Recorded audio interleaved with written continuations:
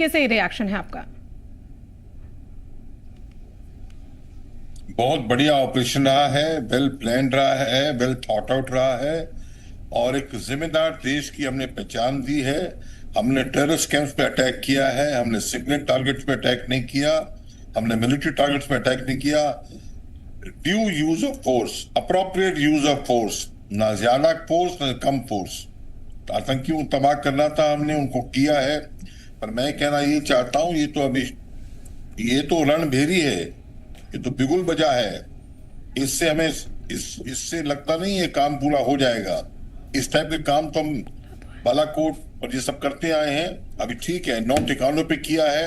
ये हमने 1000, 1500, मैं कहता 5000 हमने आतंकी मार दिए। हम मुशर्रफ जी का इंटरव्यू सुन रहे थे आप कुछ दिनों पहले।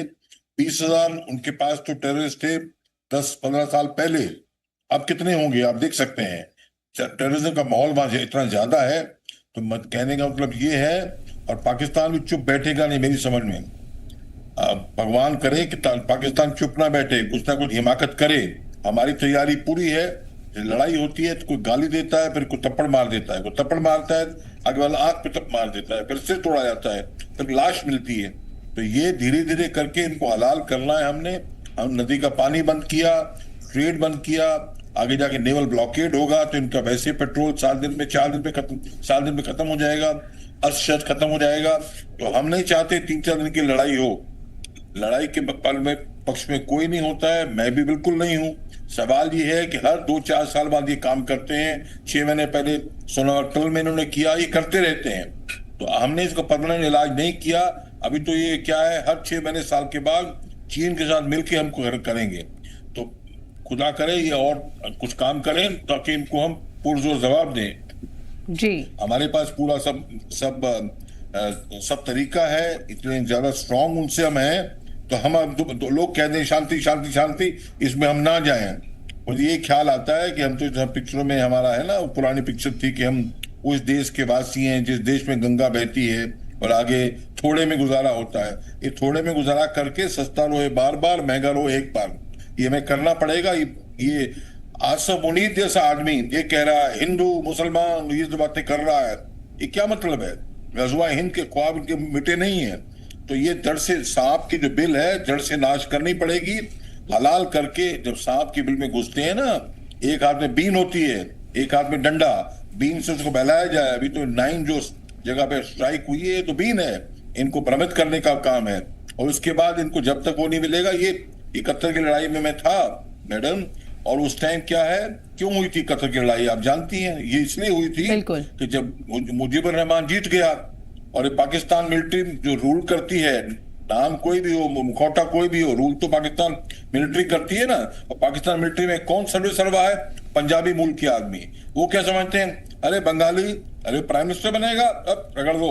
अरे खैबर पख्तूनख्वा, अरे सिंधी, अरे बलूची, ये क्या है? पीओजे के ये जब करते हैं तो इतना अवाम इनसे दुखी है, त्रस्त है और लूटते रहे सारी उम्र। तो जब जब तो ये दोबारा टूटने के कगार पे है पाकिस्तान। 5 भागों में टूटेगा, वही उसका इलाज है। थोड़े में गुजारा होता है कि हम ना चलें। हम तो मुझे दुख होता है देख के कि सड़कों पे जुलूस निकल रहे हैं, पटाखे बजा रहे हैं लोग। ये तो हमने इनको पुरजोर जवाब ना दिया तो बार बार हम दुखी होते रहेंगे। और अभी तो क्या है, और ये क्या है कि अभी देखिए इधर से उनको तालिबान दबा रहा है। ये सैंडविच बना हुआ बीच में पाकिस्तान है से, और पूरी आवाम दुखी है उनसे। और वो आवाम क्या कह रही है, दहशत गर्दी के पीछे वर्दी। अब सुना होगा आपने चीजों को, तो वर्दी वाले काम यही कर रही है। तो आवाम कह रहा है भाई आप तो भाग जाएंगे आसिफ मुनीर जी प्लेन पे, आपने फैमिली परिवार तो पहले भेज दिया, आप तो सब भाग लेंगे, हमें मरवाएंगे। पहले राशन नहीं, खाने को नहीं, पढ़ाई नहीं, शिक्षा नहीं, इतनी गुर्बत है, ऊपर से आप हमको मरवा रहे हैं। तो ये इनके साथ आवाम नहीं है, इनके साथ कोई कोई कोई प्रोविंस नहीं है, चाहे सिंध हो, चाहे केपी हो, चाहे बलूचिस्तान हो, कोई नहीं है। तो ये जब तक पाकिस्तान 5 टुकड़ों में टूटेगा नहीं, ये बला खत्म नहीं होगी। हमको ये छोटे से नहीं करना हमने। और ये कह देना कि नहीं माफी मांग ली जैसे कर रहे यूएनएससी में, नहीं बात खत्म करो, खत्म करने का सब टाइम नहीं है। और ये मौका खुद देंगे, इन्होंने अपने अवाम को दिखाना है भाई हम भी एक शेर आदमी हैं, ये कुछ करेंगे उसका जवाब पाएंगे। इतना बड़ा हमारे पास मिलिट्री तंत्र है तो क्या किस लिए है, वो खत्म करने के लिए है। तो कल को तो ये चीन और ये मिलके हमको हम हमेशा ही तंग करते रहेंगे, उस टाइम में कर भी नहीं पाएंगे इनके अगेंस्ट कुछ। अभी तो वर्ल्ड ओपिनियन अगेंस्ट हमारे हो जाएगी। अब तो वर्ल्ड ओपिनियन को हम कह सकते हैं भाई मौका क्यों ना दिया हमें। तो इसलिए हमें ना इसमें शोक खुशी नहीं मनानी जो हुआ है, और ना गम मनाना है। हमने कमर कसनी है कि लड़ाई कम से कम 10-15 दिन चले, ताकि ये अपने घुटनों पे आ जाएं। जी, हमारे साथ अहमद अयाज जी पॉलिटिकल एक्सपर्ट भी मौजूद है। अहमद अयाज जी, अभी प्रेस कॉन्फ्रेंस में कर्नल सोफिया कुरैशी ने ये बात कही कि आतंकी ठिकानों को ही सेना ने निशाना बनाया है और आम सिविलियंस को इसमें कोई भी नुकसान नहीं पहुंचा है। क्या लगता है आपको कि क्या ये कार्रवाई आतंकी रीढ़ तोड़ने के लिए काफी है? किस तरीके से देखते हैं आप इस कार्रवाई को? देखिए, जो सिचुएशन बनी हुई है जम्मू कश्मीर को लेकर, जिससे ज़्यादा जम्मू कश्मीर ही असरअंदाज है, और पाकिस्तान और इंडिया के दरमियान जो सूरत हाल बनी हुई है, इसको हर एक चाहता है कि इसका खात्मा हो, इसका एंड हो। जो कन्फ्लिक्ट है, जो इन्फिल्ट्रेशन हो, जो माहौल पैदा हुआ है, इसका एंड हो। अब इससे ये बनता है कि एक्शंस हो, डिप्लोमेसी हो, किसी न किसी तरीके से एंड होने का तो ऑप्शन है। लेकिन अब चूंकि ये वार की सिचुएशन में चला गया पहलगाम के वाक़ा को लेकर, तो अब जो कल जो हो गया, जो आज रात को जो टारगेट्स हो गए, अब जहां तक आपका सवाल है, ये देखने की बात है कि जो टारगेट्स किए गए हैं वो किस हद तक टारगेट्स को ही डैमेज कर चुके हैं, जो भी ये जो टेरर कैंप्स हों, टेरर साइट्स हों। अब ये देखने की बात है कि उसमें कितना डैमेज हुआ है, या किस हद तक उनको खत्म किया है कि आगे ना हो, ये देखने की बात है। अभी तो इसको कहा नहीं जा सकता कि क्या हुआ है एग्जैक्टली वहां पे। तो ये जो देखने की बात है कि कल को कि कहीं दोबारा हरकत हो, तब तो पता चलेगा कि शायद सही नहीं हुआ है। तो अब ये डिपेंड करता है कि how does the Pakistan respond it now. तो क्या ये दोबारा ये एक्टिविटी शुरू हो जाएंगी जैसे अभी तक आता रहा कश्मीर को जो में होता रहा, जो इन्फिल्ट्रेशन का है या जो मिलिटेंसी के माहौल को लेकर जो हो रहा है मामला, क्या उसमें कुछ कमी आती है, वो खत्म हो जाता है? इट ऑल डिपेंड्स अपॉन कि जो भी कल स्ट्राइक हो गई है तो उसका नतीजा अब आगे में, मकसद तो यही है कि जो स्ट्राइक की गई कि भाई ये सारा खत्म हो, ये ना हो।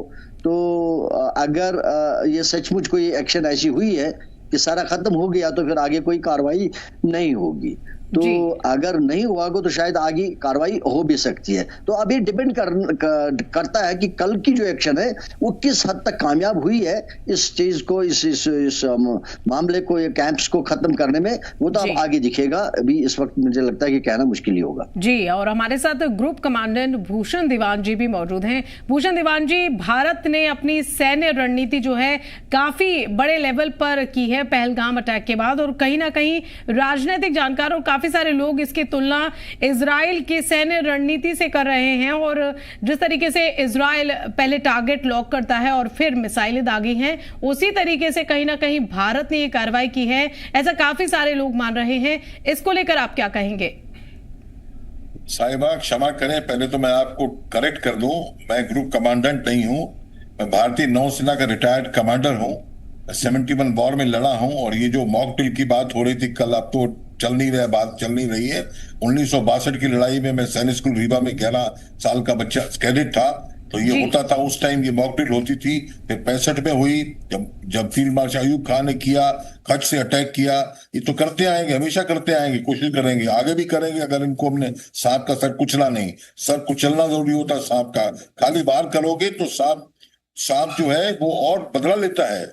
उनको बांग्लादेश टूटा तो क्या बदलने की तैयारी में है, तब से बोलो। और मैं उसके बाद ये कहना चाहता हूं, देखिए इजराइल के साथ इसको हम कंपेयर ना करें।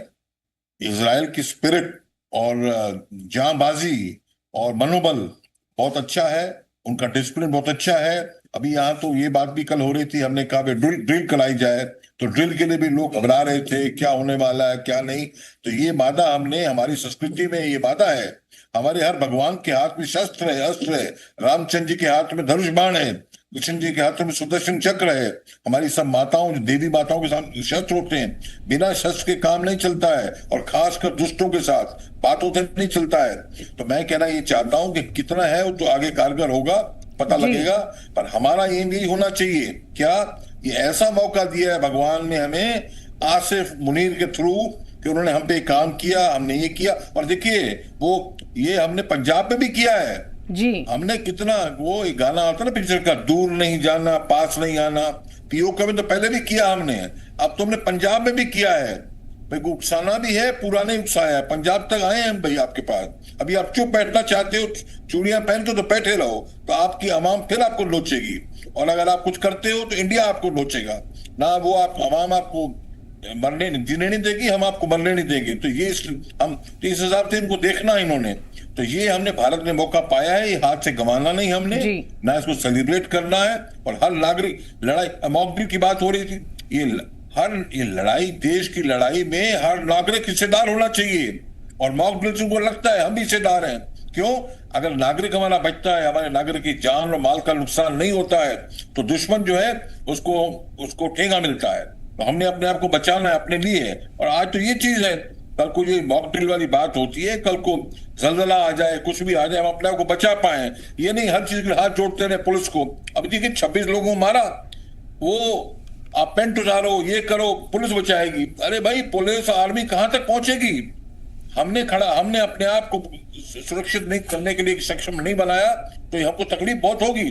और वो कहते हैं क्या, गजवाए हिंद, वो कहते हैं कौन, आसिम मुनीर 10 दिन पहले वो क्या कहते हैं कि रियासत मदीना, रियासत पाकिस्तान ये काफिर हैं, ये नापाक हैं, ये सब बातें। दुनिया, ये लड़ाई भारत में और पाकिस्तान की नहीं है, ये क्या रिलीजियस टेररिज्म जो है, इस्लामिक टेररिज्म जो है, हम स्पष्ट बोलना चाहिए हमें, ये जो है दुनिया से त्रस्त है।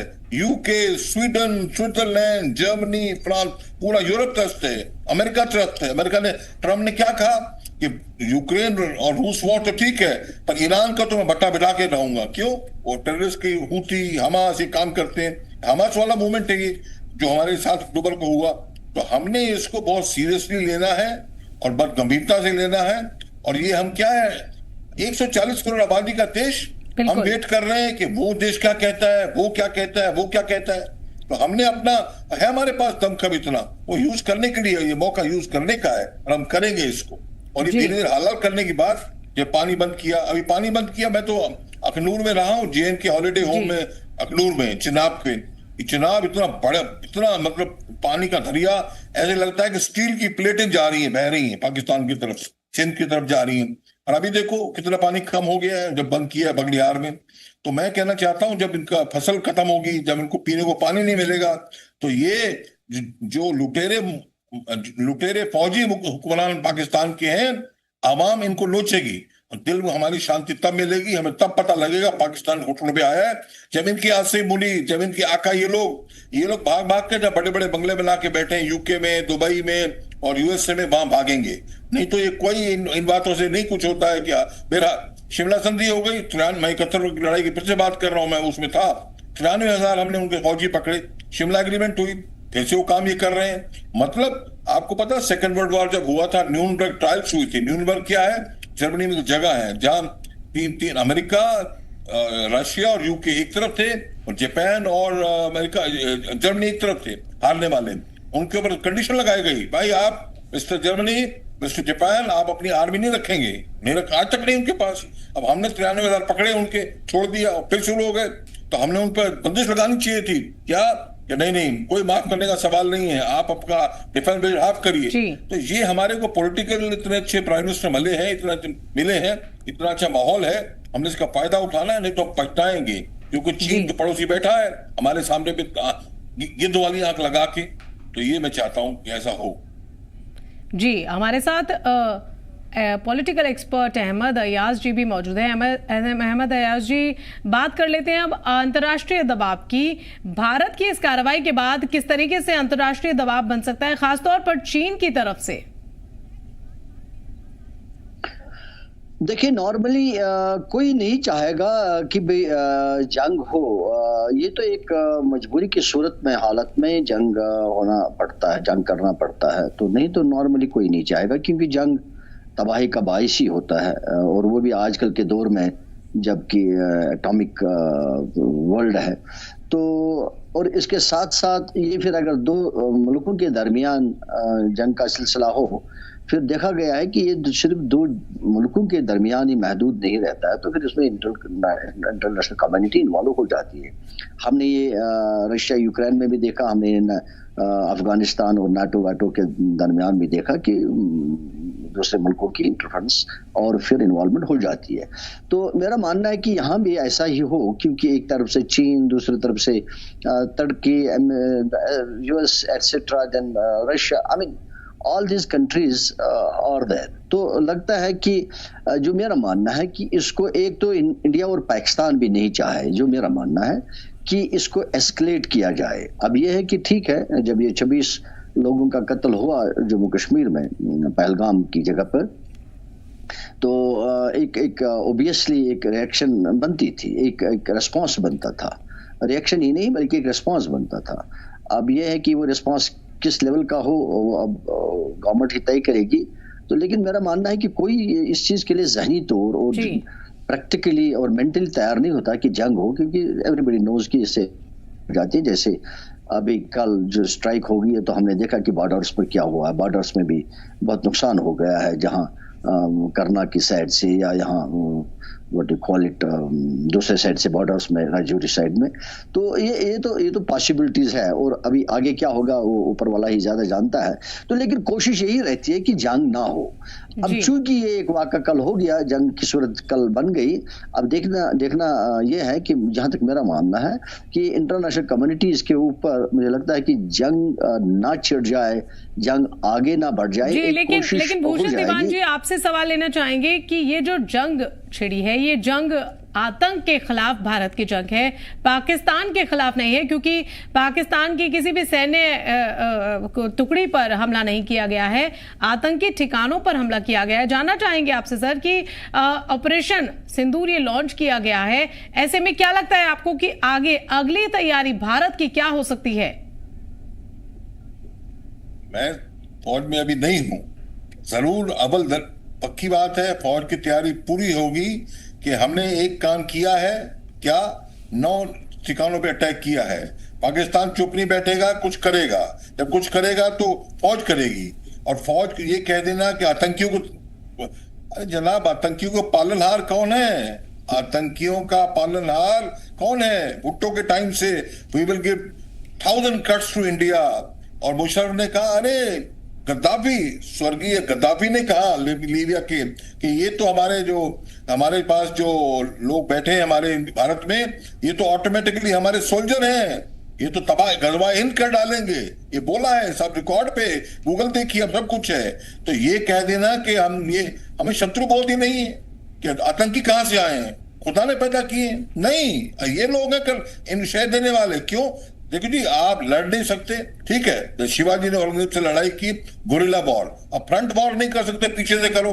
तो ये तो जो खुरापात कर रहे हैं, नियतों पे वार कर रहे हैं, कलमा पूछ के मर्डर कर रहे हैं। हमास ने यही किया, 7 अक्टूबर को दुराचार किया औरतों के साथ, अल्लाह अकबर कुछ किया।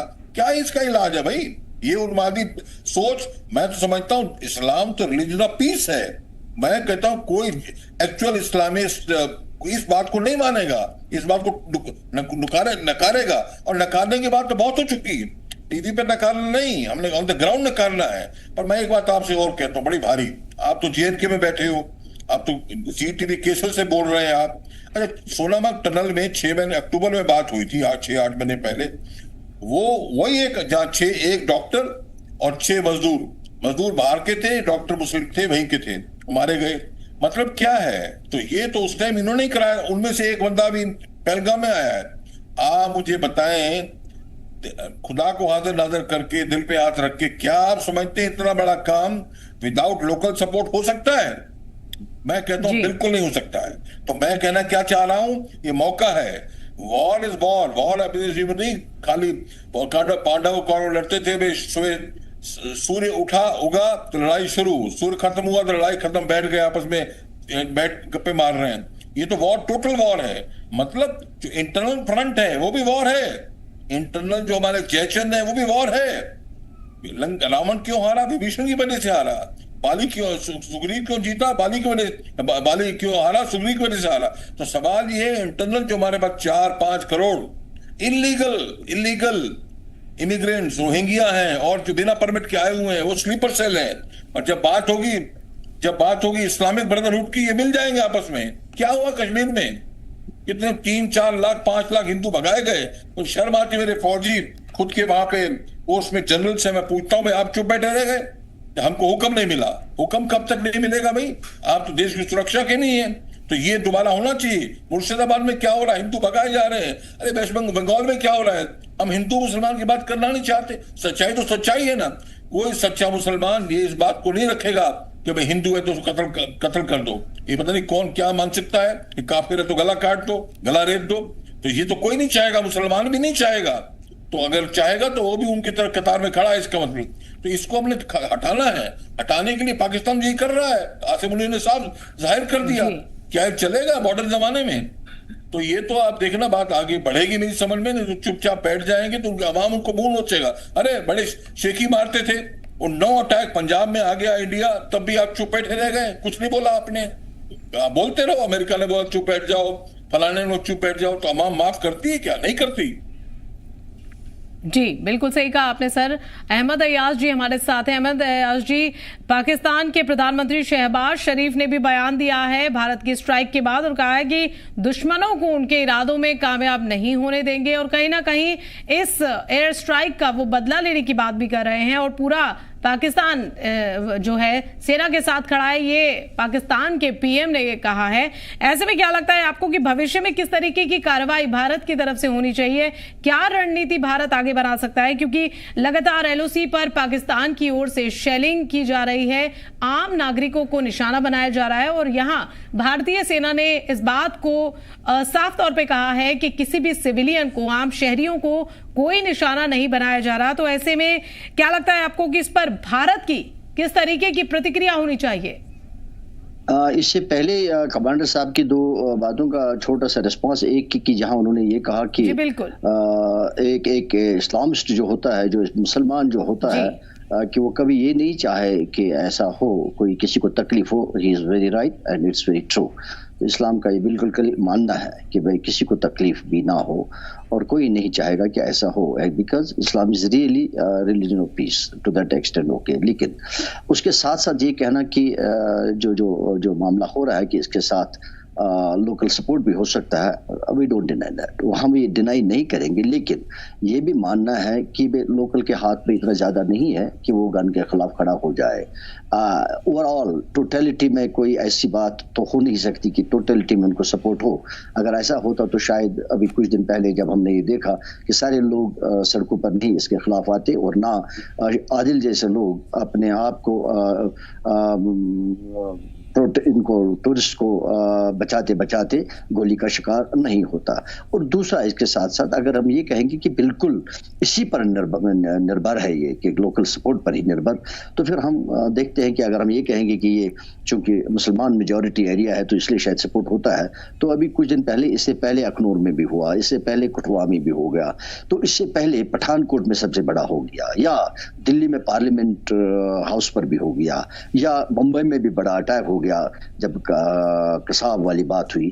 तो ये कुछ एलिमेंट्स हो सकते हैं, हर एक जगह पर हो सकते हैं। I never say that totally कि भाई नहीं हो सकता है, लेकिन ये भी नहीं है कि टोटली लोग इसके साथ है, वो भी बात नहीं है। जहां तक आपने ये कही कि आगे क्या होने वाला है, देखिए अगर आपका मंशा यही है कि सिर्फ यही टेररिस्ट जो कैंप्स है इन्हीं को टारगेट किया जाए, लेकिन फिर भी इस चीज की संभावना है कि दाएं बाएं भी डैमेजेस हो।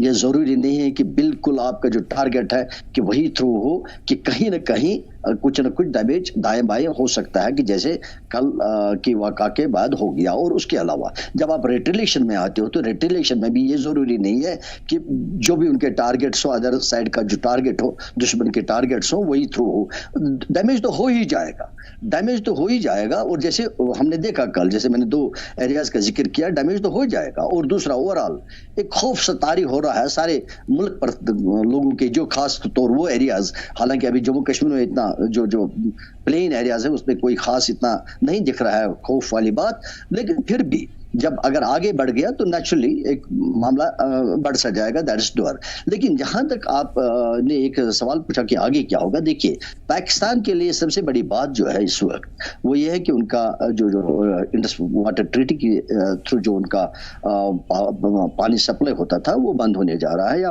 किसी हद तक बंद हो भी गया। उनके लिए एक बहुत बड़ा मसला है कि उन्होंने ये साथ ही कहा कि जब इंडस वाटर ट्रीटी को अभियान में डाला गया तो उन्होंने कहा कि हमारे लिए जंग है, उन्होंने इसको जंग मान लिया।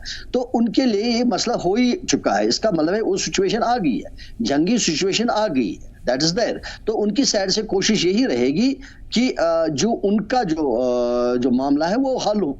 यहाँ से तो इंडिया का ये है कि भाई जो हमारी इंटरफ्रेंस है पाकिस्तान की तरफ से, इन्फिल्ट्रेशन है, जो मामले पैदा हो रहे हैं तो वो बंद हो। लेकिन उनका अब जो इशू बन गया, जो मैं देख रहा हूँ कि उनका इमीडिएटली जो असर है वो इंडस वाटर ट्रीटी का असर है। तो वो भी चाहे कि उसको थ्रू करे, वो कैसे थ्रू करे, वो जंग के जरिए थ्रू करे, वो डिप्लोमेटिकली थ्रू करे, वो कैसे करे, मुझे लगता है कि उनके लिए वो सबसे बड़ा मसला है। और जब तक शायद ये आमने सामने नहीं आएंगे, चाहे बात करने में या लड़ाई की सूरत में, जब तक आपस के ये जो मामले हल नहीं होंगे तब तक मुझे लगता है कि ये खटाई हो ही जाएगी, क्योंकि अभी तो हम टॉलरेट करते हैं, अभी तो हम टॉलरेट करते हैं। मैं रिएक्शन लेना चाहूंगी भूषण दीवान जी आपसे कि बातचीत, जैसा कि जिक्र किया अहमद अयाज जी ने कि बातचीत करके इस मसले को हल किया जाए और जंग इस मसले का हल नहीं है, तो इस पर आपका क्या रिएक्शन है? क्या भारत ने अपनी तरफ से हर कोशिश की है पाकिस्तान को ताकि दहशतगर्दी हमारे देश में ना फैले, और कहीं ना कहीं आतंक के खिलाफ भारत की लड़ाई है और अब ये आखिरी पड़ाव के तौर पर भारत सरकार ने इसको दावा पेश किया है कि ये आतंक को लेकर प्रतिबद्ध है भारत और ये आखिरी पड़ाव है, आखिरी चोट है आतंकवाद पर। इस पर आप क्या कहेंगे सर? बातचीत का दौर खत्म हो चुका है। पृथ्वीराज ने मोहम्मद गौरी के साथ 17 बारी उसको मार्क किया, बातचीत की, और फिर भी मोहम्मद गौरी जीत गया तो उसका सर कलम करके भाले पे उसको ले गया, वहां पे किले में टांग दिया चील को मुंह खाने के लिए। ये गलत है, क्षमा करें। बातचीत का सवाल, अरे भाई लातों के पूत बातों से नहीं मानते, हम देख रहे हैं कि फायदा उठा रहे हैं। मैं मानता हूँ अहमद आजाद साहब की बात से कि भाई जो इंटरनल सेल्स है वो पूरी चीज नहीं है, पूरी चीज अंदर भी कुछ होता है, बाहर भी कुछ होता है। उसको लोग पड़ोसी, जब घर में आपस में लड़ाई होती है तो पड़ोसी फायदा उठाते हैं, ये हर जगह होता है, अपने पड़ोस में भी होता है। पर सवाल ये है, आप देखिए क्या होता है। ये हिटलर भी क्यों आया? सारे लोग मतलब खड़ाट और नोचने वाले नहीं होते, कुछ चंद लोग होते हैं, और बाकी लोग सोचते हैं हमें फायदा मिल रहा है, चलने दो। क्षमा करें, मैं स्पष्ट बोलता हूं, मैं साफ जानता हूं। अभी जब 1990 में 3-4 लाख हिंदू भगाए गए, हिंदू ही भगाए गए ना, कोई मुसलमान नहीं भगाया गया ना, तो जो भगाए गए, तो मेरे खुद पिताजी माताजी कहाँ से आए हैं? 1947 में पाकिस्तान से आए हैं। वो बताते जमीनें थी और सब कुछ था, काम करने वाले चाहे हिंदू थे मुसलमान थे, वो जाने हम वापस आने लगे, तो वापस आने लगे, गदर मच गया, तो वो लोग मिल गए लूटने में, लूटपाट में। क्यों? चलो लूटपाट करने वाला तो शायद दीवान होगा, कोई एक आध आदमी होगा, बाकी कहते चलो ये हमें भी मलाई मिल रही है, हमें भी इनके ऑर्चर्ड मिल जाएंगे, कश्मीरी पंडितों के हमें बंगले मिल जाएंगे, हमें भी इससे मिल जाएगा, तो वो मिल चुप हो जाते। तो सबसे बड़ी बुरी बात क्या है, जो इस बात को गलत समझते हैं कि इस्लाम ने ये नहीं करना चाहिए और फिर भी हो रहा है, अगर वो नहीं बोलते तो उनको तो शय मिलती है, उनको तो और हौसला बढ़ता है उन लोगों का जो बदमाशी करते हैं। तो मैं ही कहना चाहता हूं कि ये कहना, चंद लोग होते हैं पर बाकी चुप रहते हैं, उनकी बड़ी भारी गलती है। सिख अंग्रेजी में कहते हैं इनजस्टिस को, अन्याय को सहना भी बहुत बड़ा अन्याय है। हम आदमी हैं, हम चुपचाप बैठे, अरे कोई बात नहीं, उसका हो रहा है, तो लहर बन जाती है। हिटलर जरा सा आदमी लांस कार्पोरल था फर्स्ट वर्ल्ड वॉर में, और दुनिया को डिस्ट्रॉय कर दिया उसने। क्यों? लोग चुप रहते, चलने दो, ठीक है, मेरे को क्या, मैं दिखता हूँ, मेरे को क्या फायदा है, ये सब बातें। और सवाल ये है, मुझे आप बात बताएं, आज ये जो अभी चीन के साथ मिलके कितना नुकसान कर सकते हैं, आज तक कब नहीं किया। 1948 में हालांकि मुंह के खाई, 1965 में इन्होंने मुंह की खाई, शुरू इन्होंने किया। Field marshal Ayub Khan, CMLA, chief marshal administrator, तो उन्होंने वहां से अटैक किया, कच्छ से एक बड़ा यूनिक टाइप का अटैक किया, और फिर भी उसमें मुंह की खाई, फिर से 71 में खाई, 65 के बाद 71 में खाई, फिर कारगिल में किया। कब छोड़ा इन्होंने? अब अरे बात किससे करना चाहते हैं आप? मतलब हम इतने बेवकूफ हैं कि बात ही करते रहेंगे, उनको करना ही कुछ नहीं है, कुछ दिखाना ही कुछ नहीं है। और इंडस वाटर ट्रीटी, बिल्कुल ठीक कह रहे हैं आप। आवाम जब सत्ते में आएगा तो इन हुक्मरानों के मुंह नोचेगा तो तुमने काम कराया है। जब तुम लड़ नहीं सकते, जब तुम फर नहीं सकते इंडिया से, तो ये काम क्यों किया तुमने? और काम क्यों किया आपको पता है। आसिम मुनीर जो कोई स्टेशन चाहिए था, उन्होंने कुछ करा दिया किसी कहने पे। ये भी होगा, और भी चीजें कई हैं। और टूटता हुआ जहाज है, जब जहाज टूटता है ना, चूहे पहले भागना शुरू करता है। आप देखो लंगर में जहाज खड़ा हो तो चूहे, तो ये जब उन्होंने किया, आसिम मुनीर ने क्यों किया? बलूचिस्तान ट्रेन में अटैक हो रहा है, ट्रेन खैबर पख्तूनख्वा। जी सर, और ये खुफिया इनपुट के मुताबिक ही आतंकी ठिकानों का खुलासा हुआ है और तभी भारत ने एयर स्ट्राइक की है। जानना चाहेंगे सर आपसे कि एयर स्ट्राइक भारत ने की है, क्या लगता है आपको कि क्या आगे भी इसी तरीके का कड़ा रुख अख्तियार करता रहेगा भारत? और अब बातचीत के मूड में बिल्कुल नहीं है, क्योंकि अभी हाल ही में बयान भी सामने आया है थोड़ी देर पहले ही कि भारत ने पाकिस्तान को एक चेतावनी भी दी है कि अगर कोई भी हरकत की तो फिर इसी तरीके की कार्रवाई होगी। खुली चुनौती दी है पाकिस्तान को भारत ने। बिल्कुल, ये बिल्कुल वाजिब चीज है, ये ट्राइड एंड टेस्टेड चीज है। अरे दूध, कहते हैं दूध का जला छाछ को भी फूंक मार मार कर पीता है। तो कितनी बार हम मुंह जला चुके हैं। वाजपेयी जी बस में चले गए नवाज शरीफ के पास, बाद में नवाज शरीफ बोलता मुझे पता ही नहीं है, मुशर्रफ ने कर दिया। जब मार पड़ी रोते रोते क्लिंटन के पास गए दोनों, माफ करो हमने गलती की। और आप देखो क्या बात, आप देखो कारगिल में जब उनके नॉर्दर्न लाइट उनकी फौज की टुकड़ी है जो कारगिल के काबिज थे ऊपर पहाड़ियों पे, और भारतीयों ने इतना सेक्रीफाइस करके चढ़ के उनको गिराया, उनको तोड़ा। जब वो मर गए, पाकिस्तान बोलता है नहीं तो हमारे नागरिक नहीं है, ये तो हमारे फौजी नहीं है, ये तो कहां से आए हैं, उनको लेना अस्वीकार किया। और हमारे भारतीय फौज ने पाकिस्तानी सैनिकों की पूरे इस्लाम के तरीके पे उनका अंत्येष्टि क्रिया की हमने जी। वो वैल्यूज, इतनी वैल्यूज दिखाई उनको वैल्यूज का मीनिंग नहीं है उनको। तो ये सवाल है, और इसको हम बार बार टेस्ट करते रहेंगे। कड़वा खाया, फिर टेस्ट करो, कड़वा है। अरे कड़वा बदलने वाला नहीं है। 15 दिन पहले chief of the army staff ये बातें कर रहा है, तो ये और क्यों, मैं बताता हूं क्यों कर रहा है। मैं उनको पता है वो जीत नहीं सकते, फिर भी कर रहे हैं। क्यों कर रहे हैं? क्योंकि जिसने लूटना है पब्लिक को, आर्मी ने, जो पंजाब डोमिनेटेड आर्मी है, पंजाबी मूल की आर्मी है, वो तो कुछ ना कुछ शगुफा लगा रहेगा, लड़ाई लगी रहेगी तो मेरा वजूद है, नहीं तो मेरा वजूद क्या है। तो इसलिए लड़ाई लगाते रहते हैं वो तो लूटने के लिए। जनता से उनको प्यार नहीं, उनको तो अपनी कुर्सी, अपने रिश्तेदारों से प्यार है। आवाम भी पाकिस्तान कहती है, इसलिए वो करते हैं। वो रुक नहीं सकते। डेमोक्रेसी हो तो वोट होता है, वोट में हट जाएंगे आपको पॉजिटिव काम करना पड़ेगा, और वोट आने नहीं देते वो। कौन? मिलिट्री कंट्रोल करती है। तो ये प्रॉब्लम है ना। और अहमद एयाज जी, जिस तरीके से भारत ने ये हमला किया है पाकिस्तान के आतंकी ठिकानों पर, ये दिखाने की कोशिश, और वर्ल्ड लेवल पे उन्होंने प्रेस कॉन्फ्रेंस करके सभी ठिकानों का खुलासा भी किया है। भारत काफी फूक कर कदम रख रहा है अंतर्राष्ट्रीय स्तर पर, क्योंकि कहीं ना कहीं भारत को इस बात का इल्म है कि अंतर्राष्ट्रीय स्तर पर भारत कहीं ना कहीं घिराव में ना आए। अब ऐसे में जिस तरीके से बाकी देशों का समर्थन भारत को मिल रहा है, भारत अब पीछे हटने के मूड में बिल्कुल नहीं है। और जिस तरीके से 9 आतंकी ठिकानों को तो निशाना बनाया ही, लेकिन कहीं ना कहीं नहीं लगता आपको कि जो बेगुनाह बेकसूर लोग जो पहलगाम में मारे गए, उनके लिए इसी तरीके का प्रतिशोध लेना जरूरी था? क्योंकि देश में एक अलग तरीके की प्रतिशोध की आग धधक रही थी हर किसी के दिल में, और मुतासिरीन के परिवार में खास तौर पर। और सभी का रिएक्शन यही है कि सभी आज इस कार्रवाई से खुश हैं। और कहीं ना कहीं आतंकियों ने ये बोलकर कि जाकर अपने प्राइम मिनिस्टर को, मोदी को बता देना, ये कहीं ना कहीं पीएम को चुनौती थी, तो ये कार्रवाई तो बनती थी।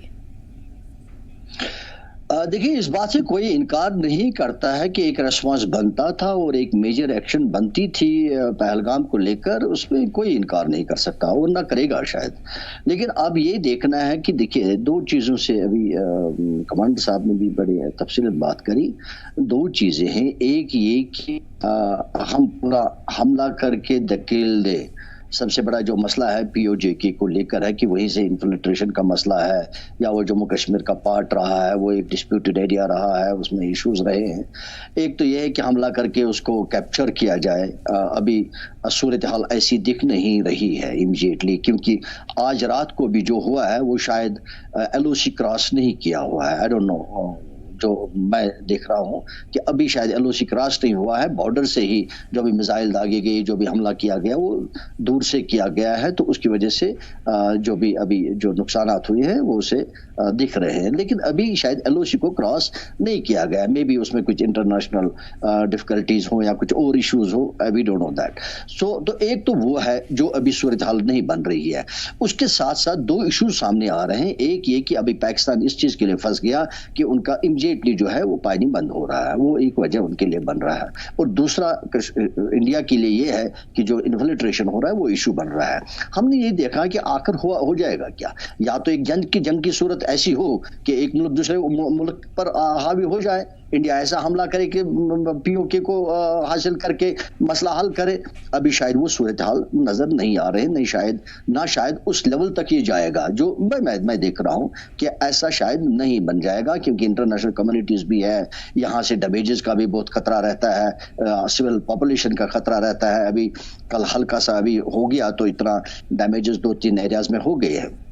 तो मेरा मानना है, जो हिस्ट्री भी है, ये है कि जब भी दो वार की सूरत में जो दो कंट्रीज सामने आई हैं, खासकर इंडिया और पाकिस्तान, हमने देखा है करगिल के बाद भी आगरा समिट हुई, 71 में भी फिर समला समझौता की बात हुई। तो मेरा बिल्कुल मानना यह है कि इसमें बातचीत का ही आगे सॉल्यूशन उसी से ही निकलेगा, क्योंकि जंग से आप कितना करोगे, जंग से तो फिर आपको एक दूसरे को जीतना है, इंडिया को फिर पाकिस्तान को कंट्रोल करना पड़ेगा, which possibly I don't see that possibility immediately, क्योंकि कल का ही अगर हम वाक़ा ले लेंगे तो फिर भी अंदर नहीं चले गए, POJK के अंदर इंडिया दूर से ही हमला किया। मुझे लगता है कि एहतियात से किया जा रहा है, तो एक इंडिकेशन है कि भाई हम ये टॉलरेट करने वाले नहीं है। अब हमारा शायद इंडिया का ये मानना है कि भाई हम आपको डिस्टर्ब करने के हक में नहीं है, हम आपको खाने के हक में नहीं है, आपके ऊपर अटैक करने के हक में नहीं है। लेकिन इस तरीके की कार्रवाई करके भारत ने कहीं ना कहीं पहलगाम का प्रतिशोध तो लिया है, और एक आंसू का, उस महिला के एक आंसू का बदला लिया है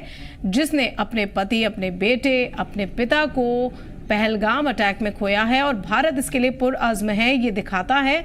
आप दोनों का बहुत बहुत शुक्रिया, भूषण दीवान जी और अहमद अय्याज जी, हमारे साथ इस चर्चा में शामिल होने के लिए। और अपने दर्शकों को हम बता दें कि